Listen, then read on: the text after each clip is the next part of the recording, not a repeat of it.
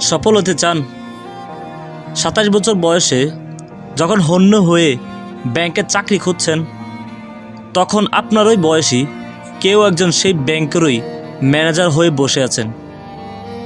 আপনার কেরিয়ার যখন শুরুই হয়নি, তখন কেউ কেউ নিজের টাকায় কেনা দামি গাড়ি হাঁকিয়ে আপনার সামনে দিয়ে চলে যাচ্ছে। প্রথমেই আসে পরিশ্রমের ব্যাপারটা। যারা আপনার চাইতে এগিয়ে, তারা আপনার চাইতে বেশি পরিশ্রমী, এটা মেনে নিন। ঘুমানোর আনন্দ আর বোর দেখার আনন্দ একসাথে পাওয়া যায় না। শুধু পরিশ্রম করলেই সব হয় না। তাই যদি হতো, তবে গাধা হতেন বনের রাজা। শুধু পরিশ্রম করা নয়, এর পুরস্কার পাওয়াটাই বড় কথা। Only your result R rewarded, not your reports. একটা এক্সট্রা পাওয়ার না খাটলে এক্সট্রা মাইল এগিয়ে থাকবেন কিভাবে? সবার দিনে তো 24 ঘন্টায়।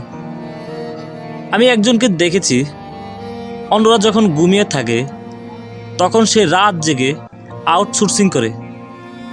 ও রাত জাগার সুবিধা তো পাবেই। আপনি বাড়তি কি করেন, সেটাই ঠিক করে দেবে আপনি বাড়তি কি পাবেন।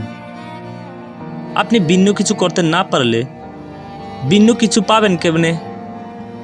বিল গেটস রাতারাতি বিল গেটস হননি। শুধু ইউনিভার্সিটি ড্রপ আউট হলেই স্টিভ জবস কিংবা জুকারবার্গ হওয়া যায় না।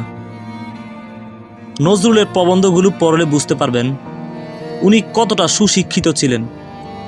শুধু রুটির দোকানে চাকরিতেই নজরুল হওয়া যায় না, কিংবা স্কুল কলেজে না গেলেই রবীন্দ্রনাথ হয়ে যাওয়া যাবে না। সবাই তো বই বাদাইয়ের দোকানে চাকরি করে, মাইকেল ফারাডে হতে পারে না। বেশিরভাগই তো সারা জীবন বই বাদাই করেই কাটিয়ে দেয়। স্টুডেন্ট লাইফে কে কি বলল সেটা নিয়ে মাথা ঘামাবেন না। যে ছেলেটা প্রোগ্রামিং করতেই পারতো না, সে এখন একটা সফটওয়্যার ফার্মের মালিক।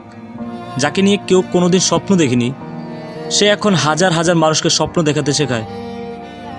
কেরিয়ার নিয়ে যার তেমন কোনো ভাবনা ছিল না, সে সবার আগে পিএইচডি করতে আমেরিকায় গেছে।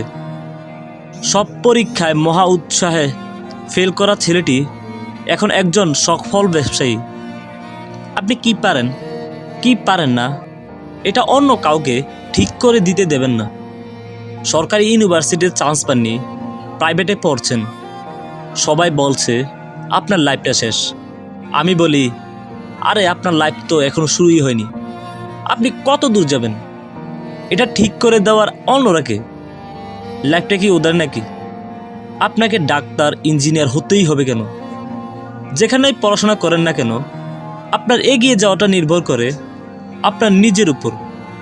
শুধু oh shit, sorry baby, chatting dating দিয়ে জীবন চলবে না। আপনি যার উপর ডিপেন্ডেবল তাকে বাদ দিয়ে নিজের অবস্থানটা কল্পনা করে দেখুন।